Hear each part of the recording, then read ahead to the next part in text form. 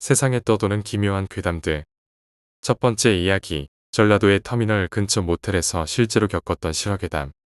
친한 형님의 지인분이 겪은 실화입니다. 전라도 이응시 시외버스터미널 근처는 정말 모텔촌으로 불릴 만큼 많은 모텔들이 밀집해 운영되고 있다고 합니다. 지인분은 서울에 거주하며 내근직이라 지방 출장이 거의 없는데 연말 영업 스케줄로 그 이응시에 가게 되었습니다. 업무는 평일에 진행되었고 밤 10시가 다 되어 업무를 마치니 하루를 묵어야 했습니다. 일이 잘 마무리된 덕에 적당한 모텔을 잡고 편의점에서 요깃거리와 맥주 몇 캔을 사와 TV를 보며 무료하게 시간을 보내고 있었습니다. 그런데 평소 그런 업소를 자주 가지 않는 지인분이었는데도 티슈통에 덕지덕지 붙어있는 티켓다방 전화번호들이 눈에 들어왔습니다. 외지에 나온 김에 호기심 반 무료함을 달래볼 겸 아무 번호나 걸어봤습니다. 커피 한 잔 만원의 추가 요금을 내면 2차도 가능하다는 이야기를 듣고 그냥 아무나 보내달라며 기다렸습니다. 20분쯤 지났을 때 방 문을 두드리는 소리가 났고 문을 열자 분홍색 보자기를 든 짧은 치마에 가슴이 살짝 파인 흰 블라우스를 입은 다방 레지가 서 있었습니다. 그녀는 약간 불편한 듯 방에 들어왔고 커피 한 잔을 타서 이야기를 나누기 시작했습니다. 지인분은 오히려 이 차를 권유할 줄 알았는데 그녀는 계속 다른 곳을 신경 쓰며 불편한 기색을 보였습니다. 이러한 태도에 지인분은 은근히 화가 나기 시작했고 결국 10,000원짜리 한 장을 땅바닥에 던지듯이 놓고 그냥 빨리 가라고 말했습니다. 레지는 불편하고 찝찝한 표정으로 돈을 주워 보자기에 커피잔을 넣고 방을 나갔습니다. 지인분은 무료함을 달래려다 비싼 커피 한 잔 값만 치렀다며 열이 받아 맥주와 요깃거리를 먹고 잠이 들었습니다. 다음 날이 되자 어제 일이 떠오르며 화가 치밀어 올랐고 다방에 다시 전화를 걸어 전날 왔던 레지를 바꿔달라며 집요하게 요구했습니다. 결국 다방 측도 지친 듯 전날 왔던 레지에게 전화를 넘겼고 지인분은 다짜고짜 욕을 퍼부었습니다. 그런데 그 레지가 차분하게 이상한 말을 했습니다. 오빠, 진짜 이상한 사람이다. 그녀는 방에 남자가 한 명 더 있었다고 말했습니다. 방에 사람이 하나 더 있으면 2명을 부르든가 아니면 따로 방을 잡고 각 방에 하나씩 부르지. 왜 한 사람만 불러놓고 남자 둘이 방에 있는 거야? 난 솔직히 좀 무서웠어요. 무슨 이상한 사람들인가 하고. 지인분은 황당했지만 그녀의 태도와 목소리가 거짓말을 하는 것 같지 않았습니다. 심지어 그 남자의 인상차게까지 묘사하자 소름이 돋았습니다. 그 검은색 스웨터 입고 머리 빠진 아저씨. 소파 의자에 앉아서 나를 쳐다보고 있었잖아. 정말 소름 돋았어요. 아무것도 안 하고 그러고 앉아서 나만 쳐다보고 있는데 오빠 같으면 재수 없지 않겠어? 그 순간 지인분은 무의식적으로 소파 쪽을 바라보았고 한기가 돌며 섬뜩한 기분이 들었습니다. 그는 급히 짐을 챙겨 모텔을 빠져나와 터미널로 향했고 뒤도 돌아보지 않고 서울로 돌아왔습니다. 그 일이 3년 전이었지만 형님을 만날 때마다 지인분은 그때 도대체 그게 뭐였을까 하며 의문을 품는다고 합니다. 다방 레지가 자신을 가지고 놀았던 것인지 아니면 정말로 그 방에 다른 무언가가 있었던 것인지 모르겠지만 한 가지 확신하는 건 그녀의 목소리와 태도가 매우 차분하고 진지했다는 점이었습니다. 두 번째 이야기, 아저씨의 마지막 인사. 6살 때 일이다. 내 기억 속 첫 번째 목격이었던 것 같다. 일주일 전 한 일도 잘 기억나지 않는데 무려 20년도 넘게 지난 그 일이 가끔 흐릿하게 떠오르곤 한다. 당시 우리 집은 방 2칸짜리 월세방에 살고 있었고 주인집과 함께 생활했다. 주인집에는 할머니, 주인 아저씨, 아주머니, 누나, 형이 살았다. 대부분의 주인집 식구들은 우리 가족에게 친절했지만 유독 주인 아저씨만은 신경질적으로 굴었다. 아저씨는 작은 노가다 업체 사장이었는데 어린 나와 형에게 잔소리도 심했고 짓궂은 장난도 많이 쳤다. 술을 마시고 오는 날은 그 정도가 더 심해졌고 처음에는 주인집이라 우리 부모님이 눈치를 보다가도 자주 다투곤 했다. 태풍에 슬레이트 지붕이 날아간 여름이 지나고 초가을쯤이었다. 비가 많이 내리는 날이었다. 우리 가족은 보통 9시가 조금 넘으면 특별한 일이 없는 한 모두 잠자리에 들었다. 그날도 9시 뉴스 시계를 듣고 잠들었다가 새벽쯤 오줌이 마려 깨어났다.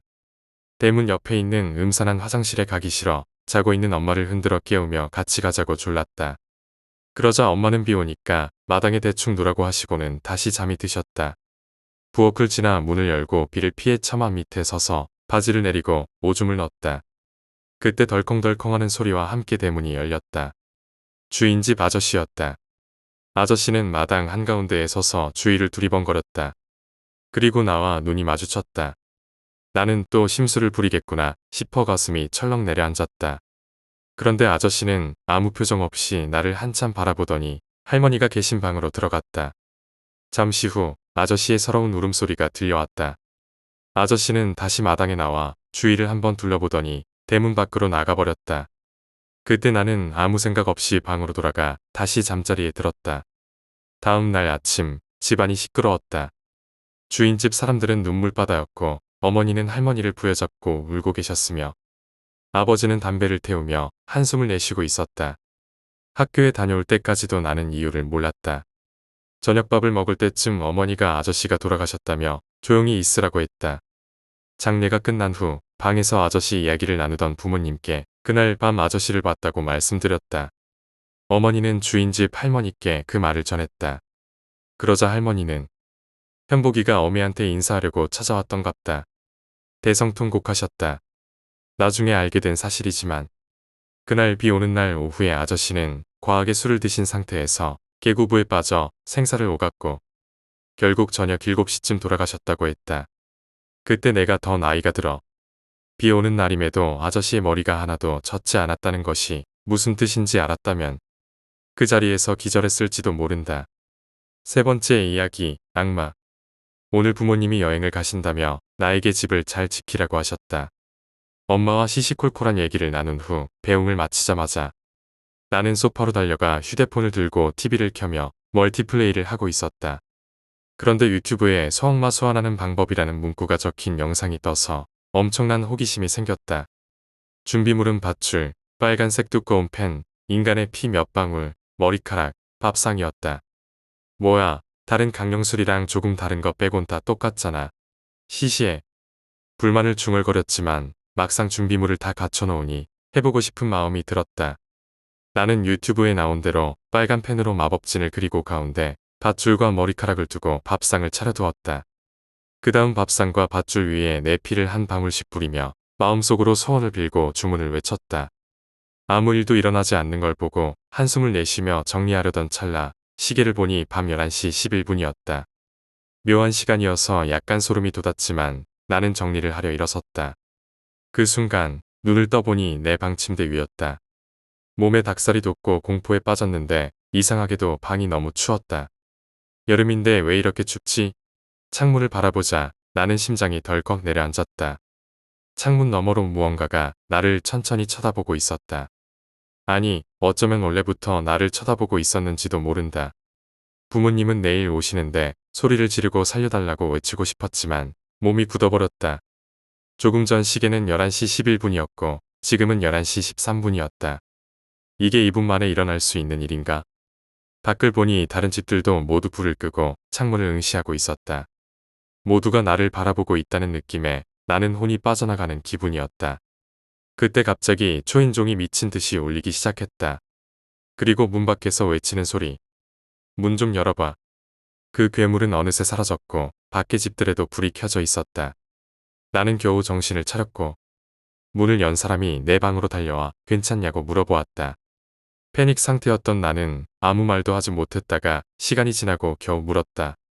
어떻게 아시고 오신 거예요? 그 사람은 말했다. 편의점을 들르던 중 내 창문에 이상한 물체가 사람의 시체를 매달고는 창문을 바라보며 먹으려는 신용을 하고 있었어. 그래서 급히 달려온 거야.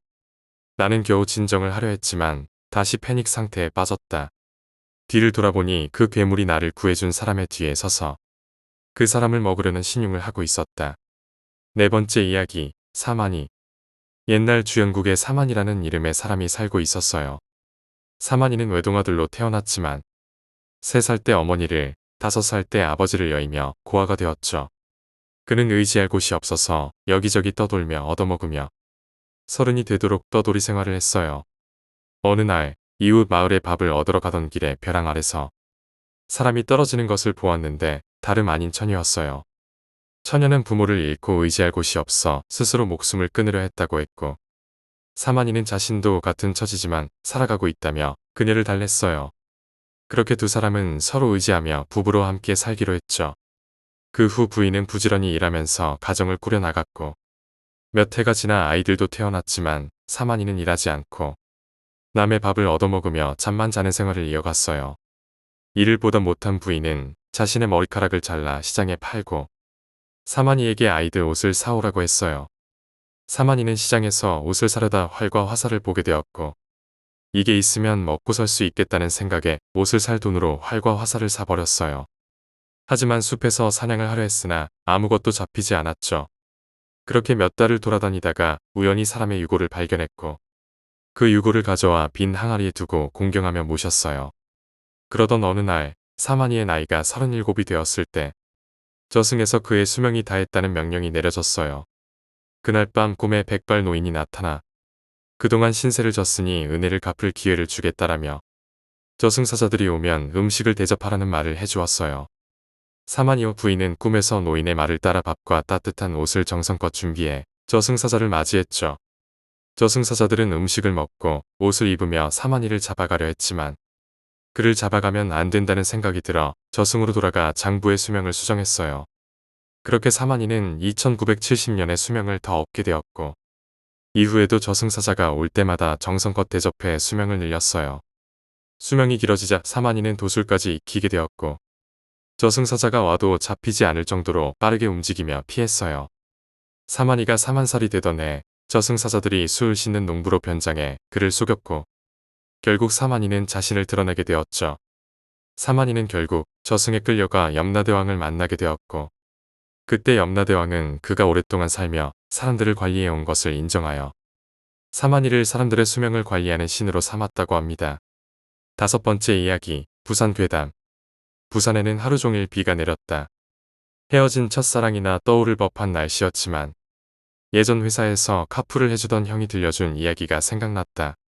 벌써 6년도 더 지난 이야기인 것 같다.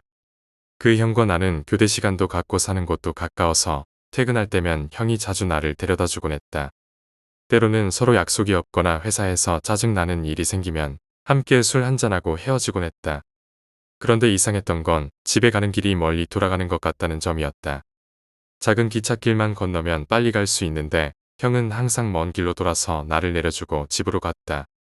얻어타는 입장에서 따지기 뭐해서 묻지는 않았지만 시간이 지나 친해지고 나서야 답답한 마음에 물었다. 형님, 시장 쪽으로 가는 게 빠르지 않아요? 형이 대답했다. 전에 일이 좀 있어서 그쪽으로는 웬만하면 안 간다. 뭔 일인데요? 누구 돈 떼먹고 안 갚은 거 있어요? 농담 삼아 한 말이었는데 형은 아무 말 없이 운전만 했다. 그날도 집에 들어가 봤자 할 일도 없고 해서 형에게 한잔하자고 했고 우리는 자주 가던 작은 단골집에 들러 술을 마시기로 했다. 한참을 마시며 이런저런 이야기를 나누던 중 형이 물었다. 넌 귀신 같은 거 믿나? 그러면서 형은 드디어 그날 왜 그 길을 피해 다니는지 이야기를 해주었다. 1년 전, 그러니까 지금으로부터 7년 전쯤 그날도 비가 오던 날이었다. 내가 그 회사에 입사하기 전이었고 회사는 3교대 체제라서 1시간대에 몇 주에서 몇 달씩 고정되어 근무를 하는 경우가 많았다. 그중 2교대는 오후 3시 반에 시작해 새벽 2시 반까지 혼자 일하다 퇴근하는 체제였다. 그날도 형은 일을 마치고 집으로 가는 중이었는데 희미한 가로등 밑에서 예쁘장한 여자가 손을 흔들더란다. 형은 택시를 잡으려는 줄 알고 그냥 지나갔지만 3분쯤 더 가다 보니 그 여자가 다시 앞에서 손을 흔들고 있더란다. 뒤를 봐도 형의 차 말고는 아무도 없었다. 그때는 별다른 의심 없이 혹시 무슨 일인가 싶어 차를 세웠다고 했다. 게다가 꽤 예쁜 여자였다고 했다. 그 여자는 차 옆으로 천천히 걸어오더니 싱긋 웃으며 물었다. 저 극장까지만 태워주실래요? 형의 집과도 가깝고 가는 길이기도 해서 형은 타라고 했다. 그런데 여자가 옆이 아닌 뒤에 탔다. 형은 조금 불쾌했지만 모르는 사람 차에 타는 게 불안할 수도 있겠다 싶어 넘어갔다. 여자는 차 안에서 말없이 창밖만 보고 있었고 형은 무거운 분위기를 깨보려 말을 걸었다. 무슨 일 있으신가 봐요? 아까 그쪽 분 태우기 전에 바로 앞에 다른 여자분이 서 있던데요. 네. 여자는 말끝을 흐리고 다시 창밖을 바라보았다. 잠시 후 너무 조용해서 룸미러로 뒤를 흘끔 보니 여자가 자고 있는 것 같았다. 형은 조금 실망했지만 그냥 운전하다가 시장 쪽 철길 근처에 다다랐다. 그런데 잘 나가던 차가 갑자기 털털거리더니 철길 위에 서버렸다. 시동을 걸어봤지만 털털거리는 소리만 날 뿐 시동이 걸리지 않았다. 당황한 형은 차에서 내려 손으로 차를 밀어 철길 밖으로 빼냈다. 숨을 돌리고 다시 차에 올라 시동을 걸어보려는데 땡땡하며 경보음이 울리고 안전바가 내려오더란다. 조금만 늦었어도 큰일 날 뻔했다. 시동을 다시 걸어보니 거짓말처럼 차가 움직였다. 형은 얼른 그곳을 벗어났다. 그 난리를 겪었는데도 뒤에서 깨지 않고 자는 여자가 이상하다고 느낀 형은 룸미러로 다시 한번 그녀를 흘끔 봤다. 그 순간 여자의 입가에 미소가 번져 있었다. 형은 직감적으로 이 모든 일이 여자의 지심을 느꼈다. 형은 룸미러를 보지 않으려 애써 앞만 보고 속력을 냈다. 여자가 말한 목적지에 도착했을 때 형은 두려움에 아무 말도 못하고 있는데 그 여자가 건조한 말투로 고맙습니다 하고는 골목길로 걸어가 연기처럼 사라졌다고 했다. 그 후로 형은 그 길로 다니지 않기로 했지만 우습게도 일주일 후 어머니가 손을 다쳤다는 전화를 받고 조퇴하게 되어 결국 그 길로 가게 되었다. 그날도 10시 30분쯤이었고 어머니가 걱정되어 속력을 내 한참 달리고 있었는데 일주일 전 그 여자가 그 희미한 가로등 밑에 서서 똑같은 차림으로 손을 흔들고 있었다. 형은 놀랐지만 애써 침착하려 노력하며 담배를 피우고 라디오를 틀어 따라 부르며 긴장감을 풀려고 했다고 했다. 하지만 기찻길로 가는 건 내키지 않았으나 어머니가 걱정되어 고민 끝에 그 길로 가기로 했다. 기찻길 입구에 다가가자 땡땡하며 경보음이 울리고 안전바가 내려왔다. 형은 초조한 마음에 그 짧은 시간도 견디지 못하고 안절부절 못하고 있었다. 멀리서 기차 불빛이 보이자 안도감을 느끼며 앞을 바라본 순간 형은 기절할 만큼 놀랄 수밖에 없었다. 기찻길 맞은편에 그 여자가 천천히 걸어와 맞은편 안전바 앞에 서더니 입가에 웃음을 띠며 형을 노려보고 있었다. 형은 너무 무서워 몸이 굳어버렸고 기차가 지나가고 뒤 차에서 경적이 울리자 정신을 차리고 앞을 보니 그 여자는 사라져 있었다. 형은 급히 페달을 밟아 그 자리를 벗어났다고 했다. 형의 가족과 주변 사람들은 대부분 기독교인이라 아무리 말해도 믿어주지 않았다고 한다. 그 후로 형은 그 길로 가지 않기로 다짐했으며 나에게도 이해해달라고 부탁했다. 그리고 급해 보이지 않는 사람이 차를 얻어 타려 한다면 절대 태우지 말라고 충고해 주었다. 그런데 시간이 꽤 흘렀음에도 마음에 걸리는 점이 있다. 그 여자가 내리겠다고 한 곳이 하필이면 내가 태어나고 자란 동네였다는 것이다. 지금도 그 여자가 내렸다는 곳 근처 PC방에 앉아 이 글을 쓰고 있다. 밖에는 하루 종일 비가 내리고 있다. 6번째 이야기, 충북 괴산의 괴담. 제가 중학교 2학년 여름방학이 시작하고 얼마 지나지 않은 무렵이었습니다. 당시에 한창 중2병에 빠져 살던 시기라 좀 더 알차고 보람 있는 방학을 보내고 싶었지만 현실의 벽에 부딪혀 결국 허송세월을 보내기 일쑤였죠. 방학이 시작한 지 약 2주가 지나던 시점 친구에게 연락이 왔습니다. 지금 삼촌 집에 일하러 왔는데 하는 것도 없고 너무 심심해.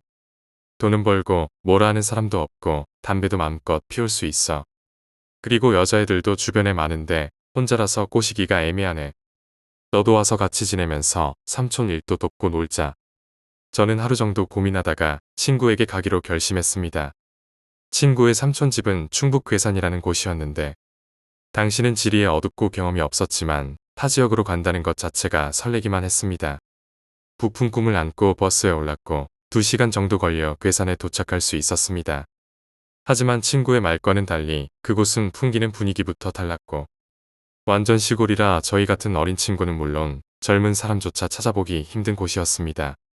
친구는 저를 반갑게 맞이하며 PC방에 가자고 했고 1시간 반 정도 스타크래프트를 하고는 삼촌 집으로 가자고 했습니다.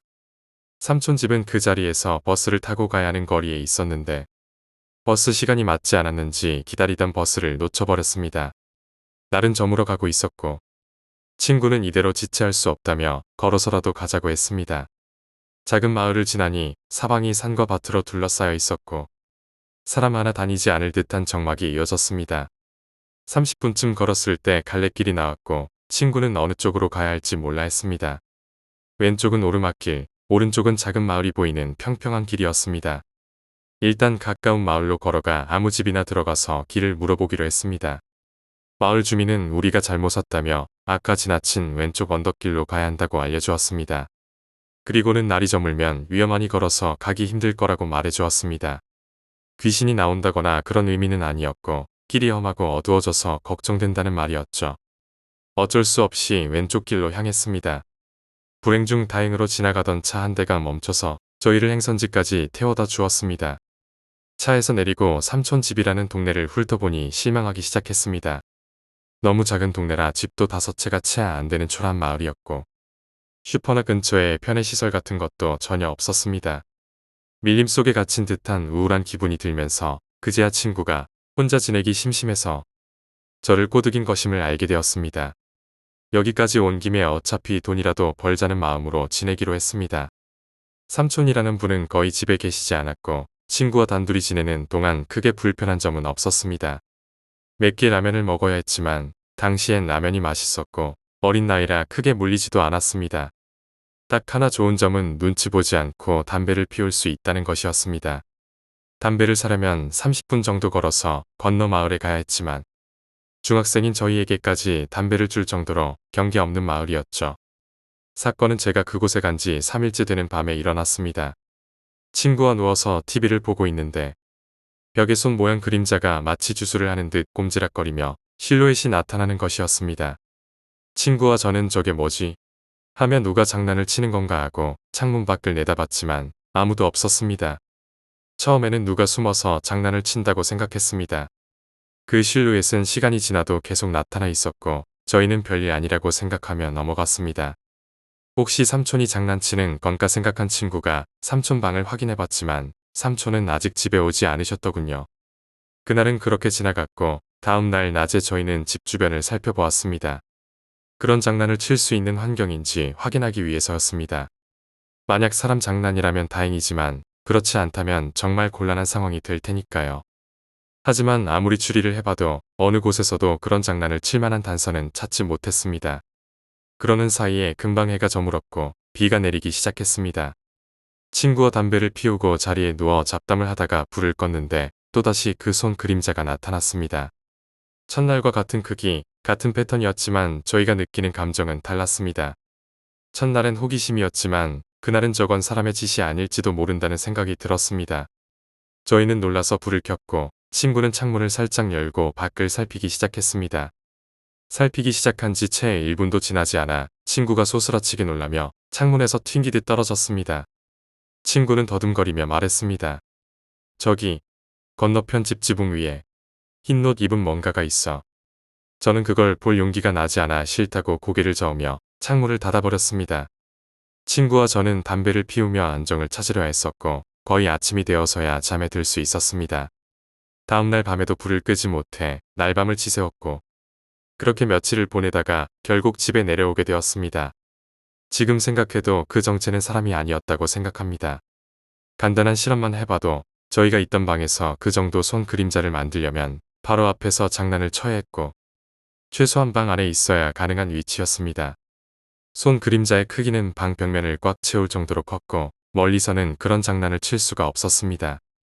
7번째 이야기, 집에 혼자 있을 때. 조금 시간이 지난 일입니다. 저는 동생 둘과 함께 한 방에서 바닥에 이불을 깔고 잡니다. 아버지는 다른 방에서 주무십니다. 그때가 작년 6월이나 7월 즈음이었는데 동생들이 지역 아동센터에서 하는 캠프에 가게 되어 혼자 자게 되었습니다. 혼자가 된 저는 모처럼 자유로워진 느낌의 늦게까지 TV를 보다가 잠들었습니다. 저는 평소 새벽에 잠깐씩 잠이 깨는 일이 잦은데 그날도 새벽에 뒤척이며 깼습니다. 여름이라 더워서 바닥에만 이불을 깔아두고 덮는 이불은 꺼내지도 않았습니다. 그렇게 더위에 시달리며 반쯤 깨어있는 상태로 뒤척거리던 중 제 옆에 무언가가 닿았습니다. 비몽사몽한 상태였기 때문에 평소처럼 동생이라고 생각하고 다시 잠에 들었습니다. 하지만 다음 날 아침에 일어나 생각해보니 온몸에 소름이 돋았습니다. 분명 방 안에서는 저 혼자 자고 있었는데 누군가 옆에 있었던 것입니다. 잠결에 베개 같은 걸 만진 건 아닌가 싶었지만 방 안에는 그런 물건도 없었습니다. 이 일이 있은 후부터는 잘 때 반드시 스탠드를 켜놓고 잡니다. 이후로 혼자서 잔 적은 없지만 지금 다시 생각해도 등골이 오싹하고 소름이 끼칩니다. 8번째 이야기, 고무신. 때는 2003년 무더운 여름방학이었다. 공부하기 싫고 엄마의 학원 가라는 잔소리도 피하고 싶어서 독서실을 등록했다. 기중학교 근처에 있던 독서실의 만화책을 가방 가득 빌려 가곤 했다. 에어컨이 빵빵하게 나오는 데다가 푹신한 의자까지 그곳은 마치 파라다이스 같았다. 매일 만화책을 보다가 핸드폰 게임을 하면서 시간 맞춰 집에 돌아갔다. 그러던 어느 날 컵라면과 삼각김밥을 먹고 만화책을 읽고 있었는데 배가 부르니 잠이 오기 시작했다. 에어컨 바람이 강해서 긴 겉옷을 입고 엎드려 잤다. 엎드려 자는 게 익숙해서 그런지 금세 세상 모르고 깊은 잠에 빠졌다. 얼마나 잤을까? 뒤에서 독서실 아저씨가 나를 깨우는 소리가 들렸다.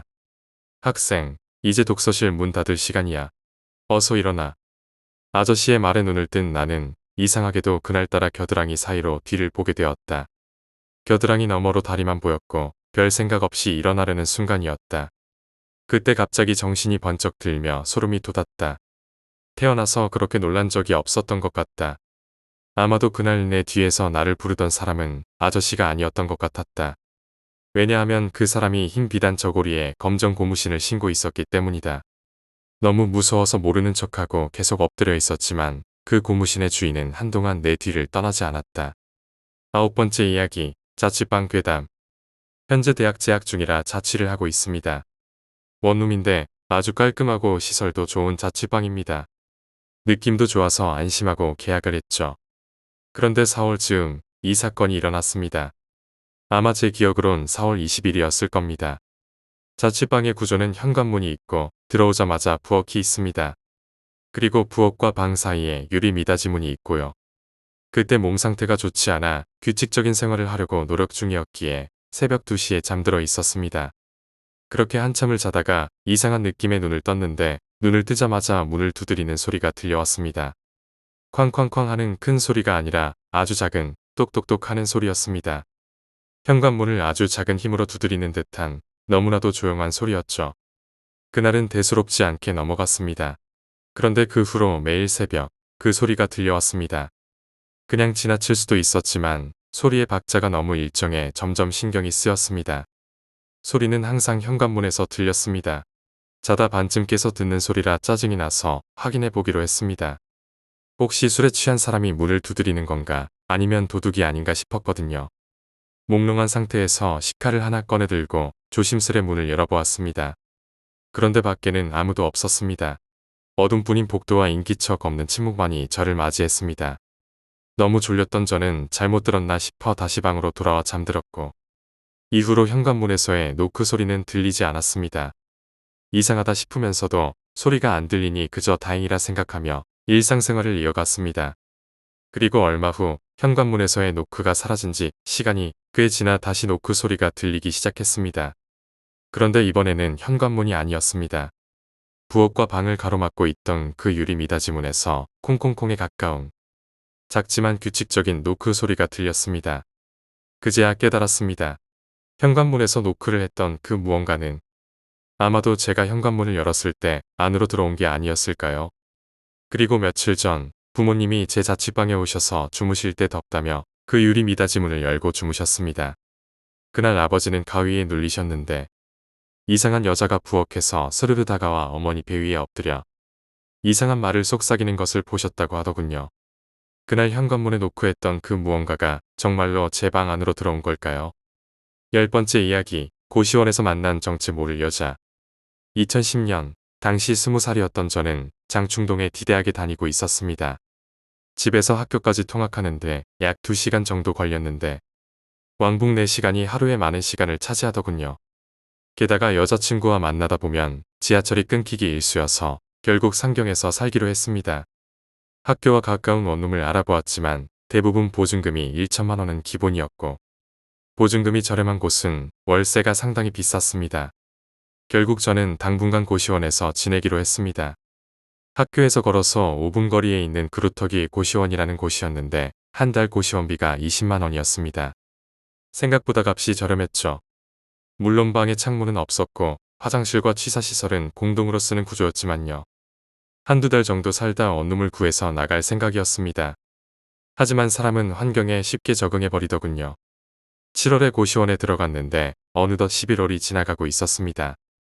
마침 11월에 제 생일이 있어 동기들과 학교 앞 술집에서 파티를 하게 되었습니다.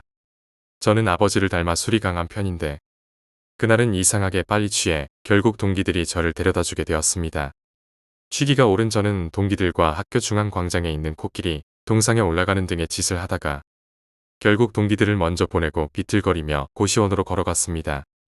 고시원은 동상 뒤에 있는 골목에 위치해 있는데 그곳은 건물들로 둘러싸여 있고 가로등도 하나뿐이라 밤이면 음산한 분위기를 내뿜곤 했습니다. 겨우 골목 앞까지 와서 이제 다 왔다 하고 생각하며 고시원 쪽으로 향하는데 가로등 아래 어떤 여자가 머리를 툭툭 박고 있었습니다. 마치 왕복 운동을 하는 것처럼요.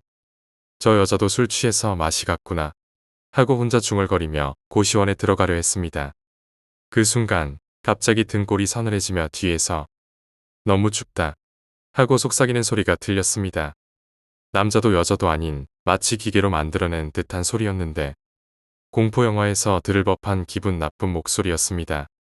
취기와 피곤함 탓에 저는 뒤도 돌아보지 않고 집 가서 발 닦고 자면 되지 왜 하고 한마디 던지며 고시원으로 올라갔습니다.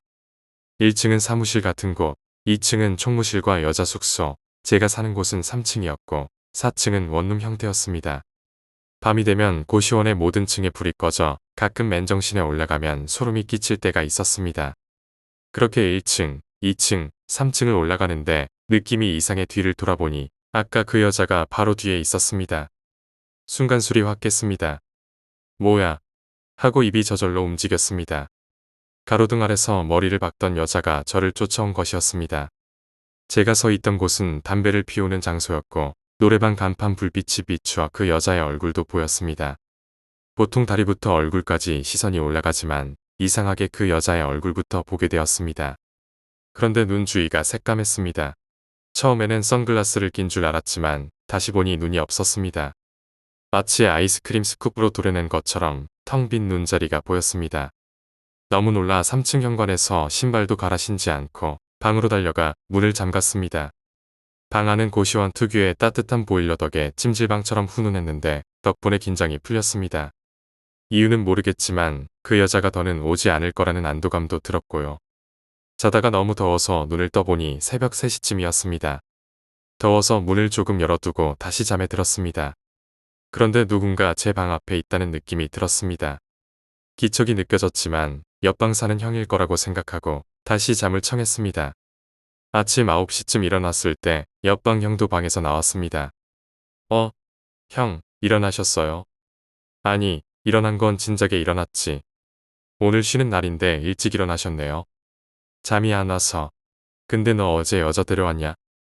여자라뇨? 시침이 떼지 마. 어제 새벽에 내 방 앞에 여자 한 명 서 있던데. 순간 소름이 확 돋았습니다. 전날 새벽 고시원 앞에 있던 여자가 저를 따라 3층까지 올라왔던 것이 떠올랐기 때문입니다.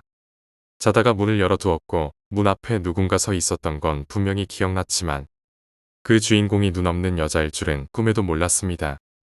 형, 어제 제 방 앞에 서 있던 사람 형 아니었어요? 무슨 소리야 그게? 너 좀 더 자야겠다. 아침부터 이상한 소리만 하고 너무 놀라 방 안에 돌아와 침대에 앉아 있을 때 귓가에 한마디가 들려왔습니다. 잘 쉬고 간다. 남자도 여자도 아닌 기괴한 중성적 목소리였습니다. 전날 새벽에 봤던 것은 그리고 밤새 느낀 인기척은 단순히 술김에 본 환상이 아니었던 것 같습니다. 11번째 이야기, 꿈이 아니었다. 대학교 1학년 때 일이다. 같은 방향에 사는 친구와 모든 수업을 함께 들었는데 어느 날 피곤해서 수업 시작 전에 잠시 엎드려 자다가 일어났더니 친구가 기겁하며 내 얼굴을 보더니 말했다. 내 얼굴 좀 봐라. 곧 죽을 사람 같아. 주위에 있던 친구들이 하나둘 모여 내 얼굴을 보며 진짜 아픈 사람 같다고 했다. 얼굴이 창백하다 못해 새하얗다고 하면서 다들 걱정했다. 나는 딱히 아픈 곳도 없고 몸 상태도 괜찮았기에 왜 저리 호들갑인가 싶어 강의실 뒤 거울을 보았다. 그때 내 얼굴을 지금도 잊을 수가 없다. 얼굴에 핏기가 하나도 없었고 입술은 파랗게 변해 귀신 같은 모습이었다. 아프진 않았지만 얼굴을 보고 덜컥 겁이 났다. 전공 수업이었지만 수업 시작 10분 전에 집으로 돌아가기로 했다. 집으로 가는 버스 안에서 복잡한 심정을 느끼다가 쉬어야겠다고 결심했다. 집에 도착하자마자 씻고 잘 준비를 했는데 씻고 나니 온몸에 힘이 빠져나가고 껍데기만 남은 기분이었다. 방 침대에 누우려는데 온몸의 감각과 본능이 거부하더라. 나는 평소 본능과 육감을 믿는 편이라 동생 방 침대에서 잤다. 저녁도 되기 전부터 잠을 청했지만 계속 뒤척였고 잠깐씩 깰 때마다 몸에 힘이 없는 게 느껴졌다. 그 와중에 가족들이 집에 돌아오는 소리와 쟤 왜 저리 빨리 왔지? 하는 얘기가 들렸다. 그러다 잠이 든 어느 순간 누군가 도어락을 누르고 집에 들어오는 구둣발 소리에 깨어났다. 우리 집 도어락 비밀번호는 내 자리라 소리만 들어도 집 비밀번호인지 아닌지 알 수 있었고 소리가 매우 가까이에서 들렸다. 새벽 4시가 조금 넘은 시각이었고 가족들이 모두 집에 들어왔으니 도둑이나 강도라고 생각했다. 침대 옆에 있던 목검을 조심스럽게 들어 품에 안고 이불 속에서 숨을 죽이며 도둑이 다가오길 기다렸다. 어머니가 잠기가 밝으셔서 도어락 소리가 나면 깨실 거라 생각했다. 나는 자는 척하며 목검을 꽉 쥐고 안방으로 뛰쳐나갈 준비를 했다. 하지만 큰 도어락 소리에도 가족들은 아무도 깨지 않았고 사방은 적막했다. 현관 정면이 내 방인데 내 방에서는 동생이 자고 있었다. 수천 번 고민했다. 지금 뛰쳐나가 도둑과 맞서야 할지 아니면 상황을 더 지켜봐야 할지. 수많은 생각 끝에 나가려 마음을 굳혔으나 몸이 본능적으로 거부 반응을 일으켰다. 결국 조금 더 기다리기로 했는데 그때 혼잣말로 두런두런 얘기하는 소리가 들리더니 현관 쪽 상황이 또렷하게 보이기 시작했다. 현관문이 열리며 검은 양복에 검은 중절모, 검은 구두를 신은 남자가 구둣발 소리를 내며 내 방문 앞에 서 있었다. 원래 내가 아니지만 어쩔 수 없다. 내가 대신 가야겠다. 미안하구나. 그는 방문을 슬쩍 열고 말했다. 아니, 왜 얘가 여기서 자고 있는 거지? 남자는 방문을 닫고 뚜벅뚜벅 소리를 내며 내가 있는 동생 방 쪽으로 다가왔다. 그 순간 우리 집 강아지인 요크셔 테리어 쫑이가 맹렬히 짖기 시작했다. 겁이 많아 고양이만 봐도 도망가는 녀석이 쉬지도 않고 마치 물어 죽일 기세로 지저댔다. 남자는 강아지 앞에서 서성거리며 초조해하다가 말했다. 내 주인이 갈 게 아닌 걸 아는 거냐. 고놈 참 맹렬히도 짖네. 날이 셀 때가 다 돼서 아무라도 데려가야 하는데 미치겠군. 그러더니 하는 수 없지. 억세게 운이 좋은 놈이군. 하고 그 자리에서 사라졌다. 그가 사라짐과 동시에 온몸에 다시 힘이 들어왔고 시계를 보니 6시가 조금 넘은 시각이었다. 잠시 후 자명종이 울리고 어머니가 일어나셨다. 나는 침대에서 일어나 어머니께 조퇴한 이유와 몸 상태에 대해 말하며 새벽에 이상한 소리를 못 들었냐고 물었다.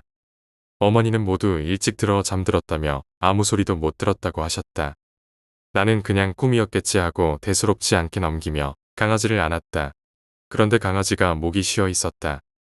순간 몸이 굳고 식은땀이 나며 온몸에 소름이 돋았다. 내 나름대로 결론을 내린다면 그날 혼이 반쯤 나가 있던 상태라 온몸에 핏기와 힘이 없었던 게 아닌가 싶다. 새벽에 들어왔던 남자는 저승사자였고 원래 데려가려던 사람 대신 나를 데려가려 했던 것 같다. 하지만 강아지가 짖으며 막아서서 실패했고 날이 박자 그냥 돌아간 것일 것이다. 그날 밤 강아지가 심하게 짖어 목이 쉰 걸 보면 꿈이 아니었는지도 모른다. 아직도 생생한 믿기 어려운 나의 실화였다. 12번째 이야기, 오토바이. 대학교 2학년인 내가 이 글을 쓰는 날은 9월 27일. 약 3주 정도 지난 일이야. 학교가 애매하게 멀어서 전철로 통학했는데 사람이 너무 많아 매일 전철 타는 게 싫었어. 그래서 통학용으로 쓸만한 중고 바이크를 저렴하게 구매했지.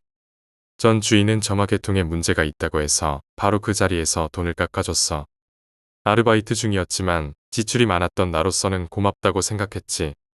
바이크를 구매하고 수리점에 가서 여기저기 손을 좀 봤어. 바이크나 자동차가 있는 사람들을 부러워하던 나로서는 꿈만 같았지. 이게 5달 전쯤 일이야. 그 후로 일종의 습관이 생겼어. 밤 9시가 되면 어김없이 바이크를 타고 30분 거리의 동네로 나갔어. 그 동네는 문을 닫은 철물점이나 공업사 같은 곳이 늘어선 긴 직선도로가 있었어. 그 건너편에는 더 이상 사용하지 않는 철도가 있었지. 오가는 차도 적어서 그 길 전체를 제 것인 마냥 마음대로 누볐어. 그리고 시간이 흘러 아까 말했던 3주 전이 되었어. 중고 바이크의 특성이랄까 여기저기 잔고장이 많았어. 고장날 때마다 고치는 것도 지쳐버려서 그냥 포기한 상태였지. 특히 연료 게이지가 마시간 상태였는데 연료 잔량을 대충 계산하고 다녔기에 별 신경을 안 썼어. 그리고 그날도 어김없이 바이크를 끌고 30분 거리의 동네로 나갔지. 1시간쯤 탔을까. 그날따라 유난히 피곤해서 잠시 바이크에서 내려 음료를 조금 마시고 1시간 정도만 더 타다가 집으로 가기로 했어. 길가에 정차하고 바이크에서 내려서 가방을 뒤적거리는데 멀리 떨어진 곳에 가로등이 깜빡거렸어. 원래 좀 오래된 동네라 수명이 다 했나 보다 하고 음료를 꺼내어 들었지. 가로등은 계속 깜빡거렸고 나는 그곳에 눈을 두고 있었어. 그런데 이상한 게 보였어.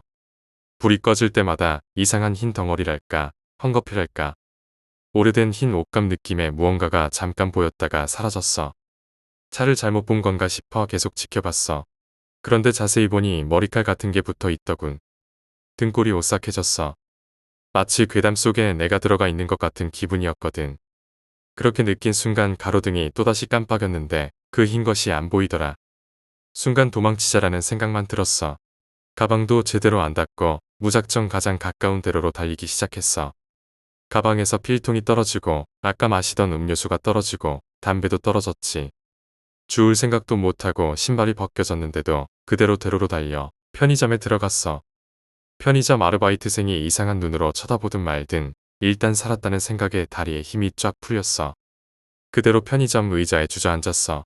어느 정도 정신을 차리고 나서 가방 안에 뭐가 없어졌는지 확인하려고 했어. 그런데 가방 천이 뭔가 솜 같은 것에 강하게 당겨진 듯한 모양을 하고 있더라. 애써 무시하고 뭐가 없어졌는지 확인한 후 새벽이 되어 하늘이 약간 밝아질 때까지 계속 편의점에 있었어. 해가 뜨자 이제는 가도 될 거란 생각에 왔던 길을 되돌아갔어. 담배, 음료수, 필통 등이 줄줄이 떨어져 있었어.